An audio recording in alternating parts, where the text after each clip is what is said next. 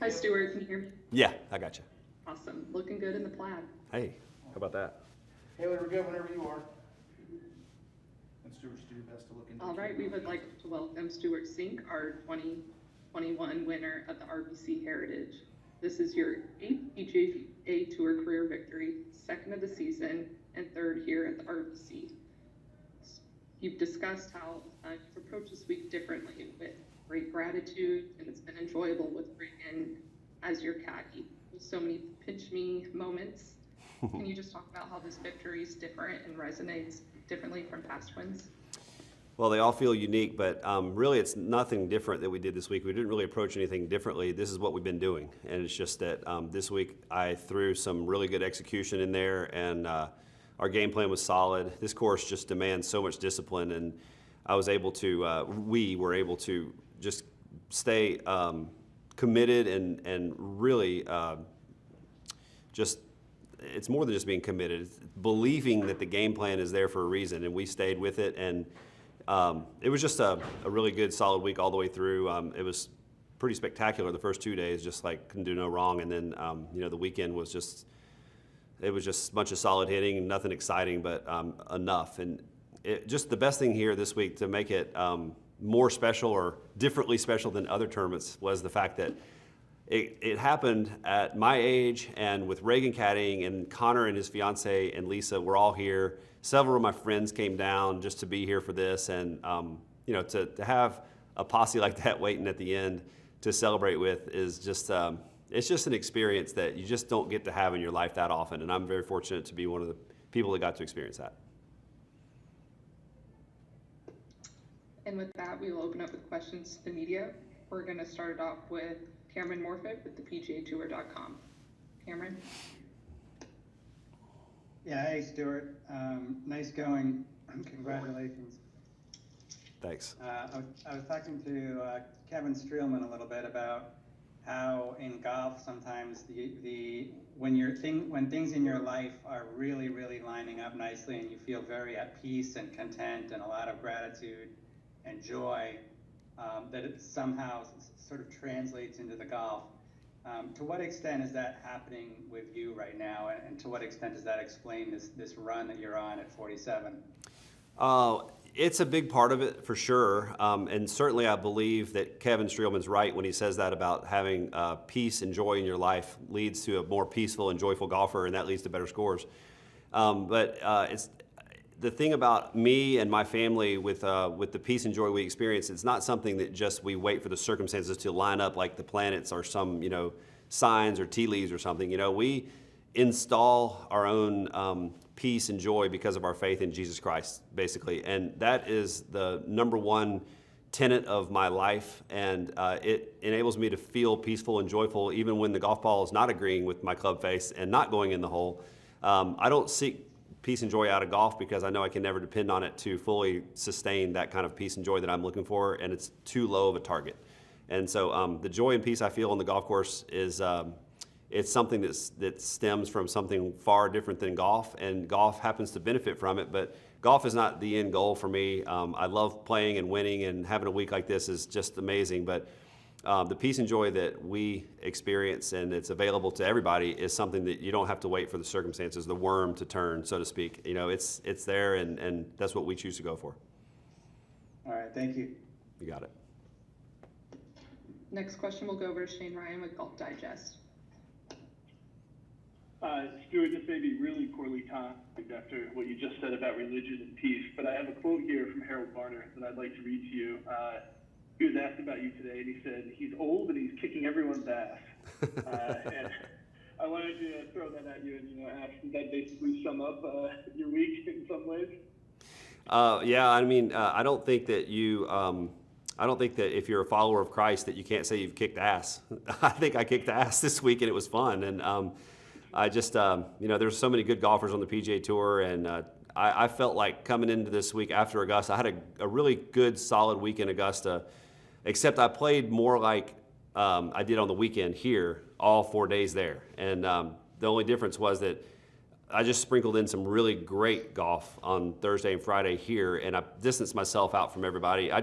I really felt like I had the kind of stuff this week that was going to be very, very hard to beat if I just maintain my composure. And I knew that with Reagan caddying and with our belief and our game plan and the way we're going about things, businesslike and very monotonous on the course, that it was just going to be really hard to beat Stewart Cink at this course this week. And it's cool when something like that comes over you, when a feeling like that happens, and then the end result is you were right. And then, one quick question on following up on that.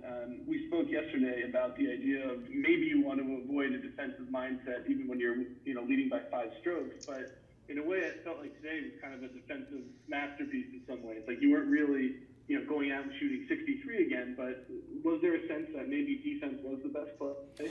No, not at all. And in fact, it was the same game plan we had for every round we've had since the first tournament Reagan caddied for me back at Napa.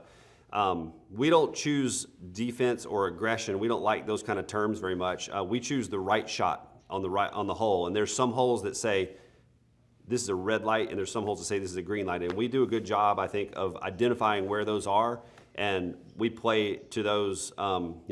We let the kind of golf that we're playing and the kind of decisions that we're doing right now, I think, are ones that fit into the golf course really nicely. And this course is just very tiny little pockets where you got to fit the ball in, and that happens to be a really good strength of mine, hitting my iron shots the right distance and trajectory and controlling the ball. And so I wasn't defensive at all today. In fact, I fully expected a dogfight. I kept saying that before the round today when I was at home. You got a lot of time to think, and I kept saying, I expect a dogfight.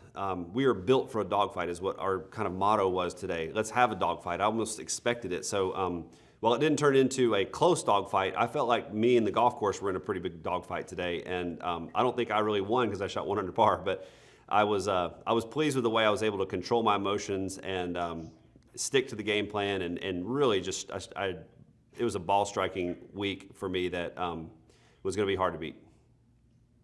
Appreciate it. Thank you. All right. With USA Today, we have Steve DeMaglio. Stewart, just to clear up a couple of things. One thing, where did Connor fly in from? Connor has lived in Jackson Hole, Wyoming for his work from home stint with his company Capital One. He and his fiancee Jess Baker have chosen to locate themselves in Jackson Hole for the ski season, and they work in DC, but they've been working from Jackson Hole to work in DC. So like a lot of people, they just kind of spent quarantine and whatever we're in now, working from home and doing their thing remotely, and they chose Jackson Hole. So he flew in from Jackson Hole, Wyoming to Atlanta and drove down here this morning. And with this win, are you thinking about bigger things the rest of this year, including, I don't know, the Ryder Cup? I mean, is that on your mind? Not really. I mean, it wasn't until a few people yelled out Ryder Cup, see it Whistling Straits or something like that when we came back over here from the 18th hole. But really the first thing on my mind after finishing out on 18 and knowing that the win was secured was that part of this whole game plan thing is that we're trying to take the energy to make decisions off of the moment and putting it the night before so that we can have our decisions already made. And at 47, I just don't have this endless supply of energy, and I need to kind of like keep my decision making to a minimum. And as it turns out, I think that having 2 wins in between the U.S. Opens, maybe I might be exempt for the U.S. Open now. I'm not really sure, but I'm hoping that I can get out of that 36-hole qualifier. That's where I'm going with this whole energy thing. I would love to not have to play in that and save myself a little bit of scheduling and also energy output for that Monday. So I don't know. I'm not sure about that, but that's one of hopefully the benefits of winning here. Thank you, sir. All right. And Peter, if you want to turn off your video until you are up, but we will go over to Steve Hummer with Atlanta Journal. Hey, Stewart, how are you doing? Hey, Steve. First of all, kind of a parochial Atlanta question. You're moving tomorrow? Is that 7:30 a.m. Movers show up. downsizing to going downtown? Yeah, we're moving into town, into Midtown. We're going to be condo people, and we just have lived in the suburbs for a long time, and now it feels like the right time for us to change the scenery a little bit. So we're moving tomorrow. You got room for all the trophies now? I mean, for this one? Well, yeah, I think we're going to be able to have plenty of room for this trophy. We're excited about the move, but anytime you get a win on the PGA Tour, it's obviously, you know, a real awesome experience. And so I haven't really been thinking too much about what stress is coming my way the next several days, but I'm sure that the euphoric feeling from right now will probably turn into a lot of stress and pressure about 7:30 a.m. And lastly, a father-son question. Have you and Reagan always communicated this well together, or is that something that has kind of had to evolve with this job? No, I think that the job fits in nicely with our connection that we have. He and I have always just been on the same wavelength. You know, we're kind of from the same DNA, and I mean literally, like we are like the same person. We think about things. We think about jokes. We notice the same funny stuff. We just pick up on the same kind of little details about things in our immediate surroundings, and it's been a real good fit for him caddying, and I just can't tell you how much fun it is to have my son caddying for me. I'm hoping that I get Connor out there on the bag too at some point before this whole family run ends. But it's been amazing and just a true blessing having him. Thanks.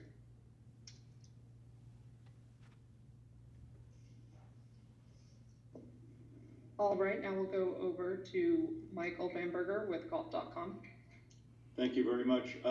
Stewart, for a lot of golfers, as they get older, short putting becomes more difficult than long putting because there's such an expectation, oh, it must go in, let's say from 5 feet in. What kind of self-talk do you have when you're over shorter putts? If I told you the truth, I mean, it's not getting any easier. It doesn't get any easier. You know, I work so hard on what the mental side of the game, and that is a big part of it. Obviously, you know that you hit it right on the head. You know, as you get closer to the hole, your expectation level changes. In fact, it's not a linear change. It's like that, and so that the short putting is just something that I just really try to be rock solid on my routine and trust on the process, and know that some of those putts are going to lip out, and sometimes you're going to look silly and you're going to feel bad, and you have to expect and plan for that. And move on. And if you spend your whole career or your whole tournament bracing for something like that, like it, you know, hoping it doesn't happen and trying to hide it, then you know, you're going to be devastated when something like that happens at the wrong time. And so I've missed my share. I mean, I went through Southern Hills in 2001 where I missed a really short putt on the last hole that was mostly embarrassing to me at the time. Of course, later on it ended up costing me a spot in the playoff. Didn't know it at the time, but no one likes that feeling, and so I've spent a lot of time and money on trying to, you know, be solid in my beliefs about what is really happening on the course and where my trust is, where my peace and joy come from. And if I depended on all those 2, 3, and 4 footers going in to feel good about myself, then I'd be in the wrong business. Well, if you don't mind me following up, but I can see you're saying behind the putt, and you can see that you're thinking, and I know you're a very verbal person, but can you give us some sense of the words that are in your head? Well, yeah. I mean, what my coach James Siekman and I work on that is we know that the right way to success is through the process, because we only try to control what we control, and that is, you know, you can't control the results. You can't control bounces or the wind or a ball that rolls on the green and rims out of the hole, but you can control your own self before your shot until impact. And so we trust that process innately. And actually, I'm sorry, we don't trust it innately. We want the results innately, but we input or insert the process as a true goal. And so you probably see me mouthing something to Reagan, or you might audibly pick it up on the coverage. But one of the things I like to remind myself is that I want to see what the mountaintop of trust is like before every putt. And those aren't just words to me. I'm actually trying to construct my pre-shot routine so that that's what I'm focused on consciously. I hate the word routine because that's such not the right word for what we do. It's an operation that requires focus and cadence, and I'm trying to hit my little spots along that routine. And by the time I finish that routine, ball's already rolling. So but you probably heard me or see me mouth the words mountaintop of trust or mountaintop of peace or, a couple little phrases like that. But that's what it is. It's just a reminder. I'm saying it out loud. I'm really just saying it so I can hear myself and remind myself. Thank you very much. It sounds, as you're describing, it sounds more like a path to the hole than a routine. Well, it's a path to success. Obviously, I want to make the putts. I obviously don't want to miss putts. But I believe that the way to keep myself the calmest and the way to keep my stroke doing what it's supposed to do, my shot, my swing doing what it's supposed to do, is through the process and staying calm and focusing on something I can control as opposed to, something you can't control. If you depend on something you can't control, you're just going to end up frustrated. And I don't want to be frustrated. Thank you very much. I really appreciate it. Yeah, no problem. Now we will go over to Peter Iacobelli with Associated Press. Hey, Stewart, congratulations on that. A couple things. A couple things. I know you said you had a dogfight with the course. Did you feel any pressure from competitors, maybe on the first green when Colin rolls in that birdie putt, and maybe Emiliano gets to 3 behind at a couple of different stages of the game? Did you feel any kind of pressure at all? I think I remember feeling pressure on every shot. Come to think of it, I can't think of one shot where I didn't feel at least some pressure, except maybe even the putt on 18, I still felt pressure. Certainly when Colin made that putt on the first hole, I expected nothing less. I mean, he's a great player. He's riding a big confidence high, and so I expected him to throw something my way. It didn't really materialize that much for him today. I didn't see that anybody ever got closer than 4, but I just may have looked at the leaderboard at the wrong time. But I felt like I had a lot of pressure all day. When you have a big lead, it's easy to fall into the trap of trying to not play bad and not lose it. In fact, one guy, when I was walking in from the car today, going into the locker room, a guy was standing by the fence and he said, "Don't choke today." That's not exactly helpful. I'm glad he was entertained by that, but it wasn't helpful to me. But it kind of reminded me, like, don't choke today. Okay, is that what you're worried about? And it kind of got me to take stock of the situation. And to be honest, if I had played poorly today and not won, it's not going to define my career at this point. And I wasn't playing for that kind of I've won enough times and I've lost enough times where another loss wouldn't have really, it would have stung, but it wouldn't have been an end all for me. And I had that going for me for sure. That's something you earn playing 600 plus PGA Tour events. But I felt pressure the whole way. I definitely felt pressure the whole way. And there's some shots out here, there's some big shots that you can really get caught up by. And I was very proud of myself for sticking to my guns, the game plan, and just really like tee to green, my execution was, today was one of my best ball striking days I've had in my life. It was awesome. And, I definitely gonna be writing some notes down about my hitting the last 4 rounds. I was going to say 2 now, 3 of those plaid coats there. Do you still have the first 2 hanging around? Are they going to be moved? They're getting moved. The first one I won when I lived in our house before this house, so it's moved now. This will be the second full move that the first plaid jacket made, and actually that's wrong. This will be the third for the first one and the second move for the second one, and now this one's going to have to, well, it's not really going to ever establish a home, so it'll have to move right into the condo. Thank you. All right. Now we'll go over to Adam Schupak with Golf Week. Hey, Stewart, is that just off of that, is that the same size jacket as the first jacket? I don't know which size jacket I was back then. It's too long ago. I've mostly forgotten all that. But this jacket, I believe, is a 44 long, and it fits me okay. If I was going to wear it to on a date, I might get it altered a little bit, but pretty good fit. I think they did a good job guessing. Can you give me an example of some of the decisions that you made the night before? Yeah, it's just all related to wind direction and hole locations. Basically, that's what it boils down to. Reagan and I, what we want to do is to create a game plan where the golf holes capture the ball nicely. We don't want to be fitting shots into certain little places where there's a lot of danger around. We grade all the trouble around all the hole locations based on wind direction and slope, and we come up with basically kind of a red light, green light, red, yellow, green light kind of scenario that kind of dictates what we do. And it takes the decision making out of our hands. It makes the day efficient.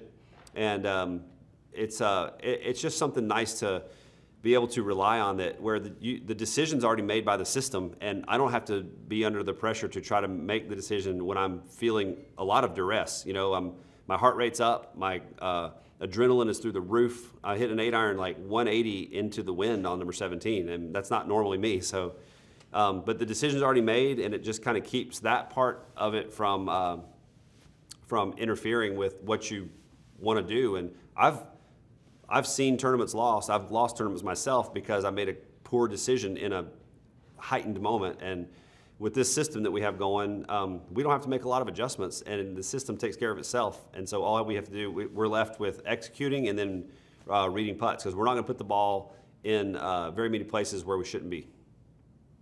And do you have a theory on why there's so many multiple champions at this tournament, like yourself, Davis Love, Luke Donald, etc.? Gosh, I don't. And it totally goes opposite from the fact that this course doesn't really lend itself to length or short and narrow. And, you know, like Davis has always been a long hitter, and especially when he first won here. A lot of guys that hit the ball a long way win, and Brian Gay won this tournament by 10 shots, and he's not the longest hitter. So, and myself, I think I was one of the shortest hitters when I won this tournament in 2000, and I think I was probably one of the longer hitters in 2021. So this course doesn't really lend itself to one type of player, and so it definitely makes it harder to answer that question. I do not know why. Okay, thanks. Congrats. Thank you. These will be the final few questions. We'll go back over to Steve Hummer. Steve, go ahead. Yeah, Stewart, just a very broad question. It's been, 17 years since you had a multiple win season. You went a decade without winning. Why now, and how? How has this happened? Well, I don't want to give you too much information. Maybe one day when we're off in the corner or something. But I have to really give a lot of credit to the team I work with. And I know that's kind of a cliche thing now. I got a great team.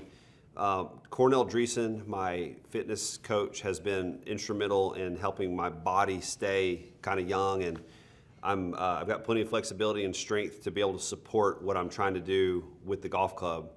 And that leads me into my swing coach, Mike Lipnick, who's at TPC Sugarloaf, who's really helped me understand the cause and effect nature of the way the club face interacts with the golf ball and the ball flight. And so I've got a really good handle on what my golf swing does. It's a little bit different than a lot of golf swings, and I'm certainly from a different era than almost everybody playing the PGA Tour right now. But I understand what I do, and that's I can't say enough about what Coach Mike Lipnick has helped me, to understand that. And it's not been perfect. It's been sort of fight and fall back at times, but on the PGA Tour, you can't win them all. And then James Sinkman has been instrumental with me too, with short game putting, and also kind of has some of the mental coaching aspects of my career now. And so I changed a few things at the end of last season when I didn't make the FedEx Cup playoffs, and I was kind of in a partially exempt category. I had gotten myself really strong, and I was able to change some of my equipment and get my launch and spin rates a lot more efficient. And it helped me control my mishits a little bit more, which I don't have a lot of mishits. I'm usually a pretty good hitter, but it helped me control my mishits. It helped me play in the wind a little bit better. It helped me be more predictable, and it helped me and Reagan sort of implement this system that we use to where we have very few surprises on the golf course. And when I'm executing well, I have some good external cues for my golf swing and for my putting, and my routines are good. Our game plan fits really nicely, and it's going to be something that we're going to keep relying on, and it's going to be showing up more, I think. I feel like I'm in a good spot, and my team has been great. But I was able to really kind of change my golf game into a little bit more of a power game, and immediately, it busted right out in Napa with a win there. And since then, I've had a few, lulls, but when I'm playing well, I feel like I'm playing well enough to win at any time. And so that's been a big change for the last, 8 months or so. Thanks. We have our final two questions with Cameron and Michael. We'll start off with Cameron. Back over to you. Hey Stuart, you and Reagan, you had this funny little thing at the Sanderson Farms where you made a deal where you had to have a top 5 finish in order to keep going as a partnership, and you finished T12. And then I'm wondering, like, how many tournaments did Reagan actually miss? And then was there like a big skull session, like, look, we got to go back, we got to keep the team together? It basically was exactly like you just described it. He caddied for me when we won at Safeway in Napa at the Fortinet, now I believe it's called. And then he caddied for me to keep it rolling at at Sanderson Farms. And you're right, I told him we needed top 5. If we finish top 5 again, you'll keep rolling. And when I putted out on the 18th green, we were tied for 5th. And of course that, birdies happened and all that. Finished 12th. And then Kip Henley caddied for me in Vegas. And I started, I think I was in 4th place after 2 days. I shot like 63 the second day, and I was like, doesn't matter who caddies for me right now, I'm just killing it. And so I didn't finish that tournament that well, and the Bermuda Championship came up, and it was a tournament that I wasn't expecting to play in, but I decided sort of last minute to play. And that's a tournament that's not really easy for the caddies to get to. And Reagan's job, he was going to go to work for Delta Airlines, and he got a start date which was just after the tournament in Bermuda. So I told my caddy, Kip, that he didn't have to worry about trying to scramble and get a flight and expensive hotel and all that stuff, and that I would take Reagan for one more tournament. Tied for 4th. And so our flight out of Bermuda was on Monday afternoon at like 3 p.m. because there just weren't any flights at the time because of COVID. So we had a long time to sit around the hotel room. Lisa was there, Reagan was there. And that Monday in the morning while we were waiting for our flight, we had a big team powwow and kind of said, Reagan, it actually started with the Masters. And I said, I'd like for you to caddy for me at the Masters. I have fun with you caddying, and I think we got a good thing going. And he says, I'm there. And I said, you know what, come to think of it, how would you just like to caddy for this season? And he said, I'm so glad you asked. I'm supposed to start work in 2 days, but he called his team. I called a few people at Delta that I know. Luckily, one of those people is Ed Bastian, CEO of Delta. And I didn't ask Ed to do anything. I just said, Ed, if you were me, what do you think you would do? And he's got grown daughters, and I've got grown sons. And he said, Stewart, this is the opportunity of a lifetime. We love Reagan. And I don't think Ed would mind me quoting him, but he said, we love Reagan. We think Reagan's going to work at Delta for 40 years. We don't think waiting one more year is going to hurt. So let him caddy. And so Reagan does not have a job lined up with Delta for when he stops caddying, but he's going to caddy for me through this season. He gets married July 31st. And then however far we go in the FedEx Cup playoffs, Reagan will caddy through that, and then I'll be back on the caddy market, or maybe retire. I'm not sure what I'll do. Can't retire now, man. You're just starting to peak. Maybe so. I don't know. All right, thanks. You got it. Our final question of the evening will come from Michael Manberger with golf.com. Michael, back over to you. Hey, Nelly, thanks very much for getting in. Stuart, there are a lot of paths from Augusta to Hilton Head. I'm wondering, I imagine you drove there, and did you go back roads or on the interstate? How'd you do it? Back roads all the way. And actually, I came through on the route where Congaree is, which is that tournament that's going to replace the Canadian Open. And so I never played there, and I was thinking that there was a chance I might have to go, the U.S. Open qualifier and then Congaree and not have a practice round or anything. So I wanted to go by there and see it. I didn't play, but I took a cart and rode around for a few hours, and it looks unbelievable. And so we drove right through the little towns and the country roads. And I'm from a small town in Alabama, so I love driving on the country roads, and it makes me feel like I'm close to home. Was that you and Lisa, or? Yeah, Lisa and I rode in my truck, and Reagan and his fiance Olivia Lockhart were in her car because she came down here for a few days, but had to go back, and she had to go back to work on Wednesday. So they rode in her car, and Lisa and I rode in my truck. That's terrific. Thank you so much. Okay, Mike. Stewart, again, congratulations, and thank you for taking the time to answer the questions. You got it. Have a good evening, Thank you, everyone. Haley.